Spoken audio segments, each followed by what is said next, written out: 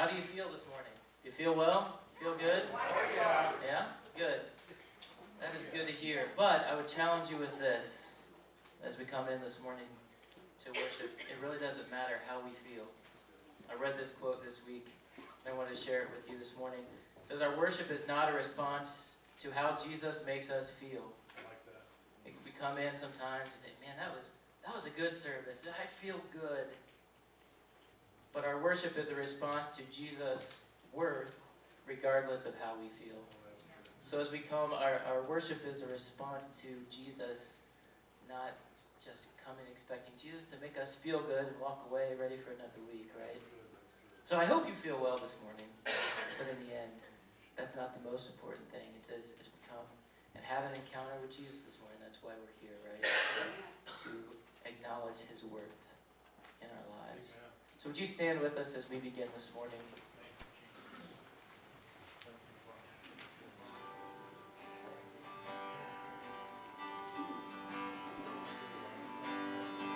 There is a truth older than the ages. There is a promise of things yet to come. There is one born for our salvation, Jesus. There is a light that overwhelms the darkness. There is a kingdom that forever reigns.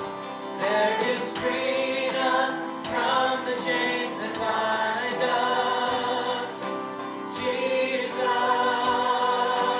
Jesus, who walks on the waters, who speaks to the sea, who stands in the fire beside me.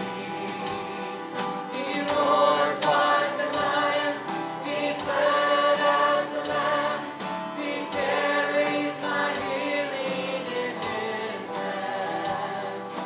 Jesus, there is a name I call in times of trouble.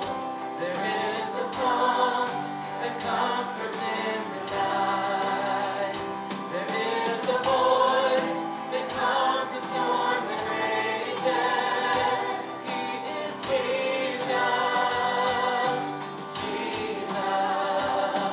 who walks on the waters, who speaks to the sea, who stands in the fire beside me. He roars like a lion, he bled as a lamb, he carries my healing in his hands. Jesus, Messiah, my Savior, there is power in your name. You're my rock and my Redeemer. There is power in your name, in your name.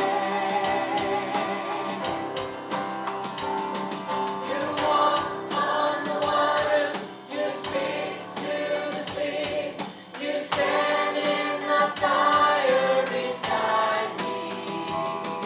You roar like a lion, you bled as a lamb, you carry my healing in your hands. Jesus, there is no one like you, Jesus. There is no one like you. Amen. So true. May the ushers come forward this morning, please. Dear God, we thank you this morning that we can come to this place and it really doesn't matter how we feel or what we're facing. You are bigger than any of that, and we thank you that we can come to this place and worship you and just acknowledge you for who you are in our lives. And I pray this morning as we hear from you, as we just take moments of would just acknowledge your power in our lives and allow that name of Jesus just to have the power in our life that it deserves and that it's worth. Lord, we thank you for providing for us. We just pray that these gifts will glorify you as we give them back right now out of cheerful hearts. Amen. We pray these things in your name.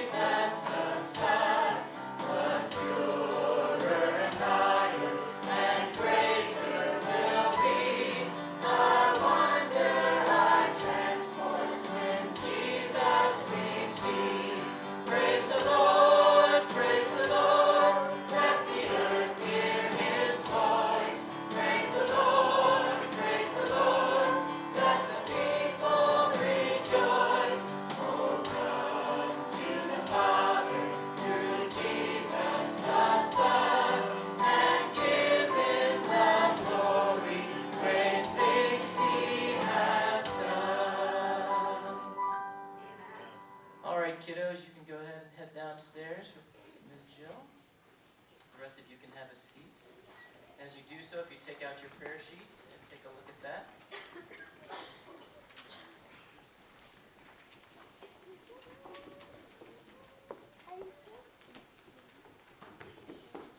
On your blue sheet there, a number of needs, and everything there is updated, so you have the latest information that you can take home and pray with you this week. Also, Pastor Brent will be up in a few minutes talking about the tailgating coming up. Let's certainly be in prayer for that as that happens here in a few weeks, and opportunity to reach out and love our community. So, as we continue in worship, let's just take a few moments here and lift some of these up before the Lord, and then we'll continue with another song.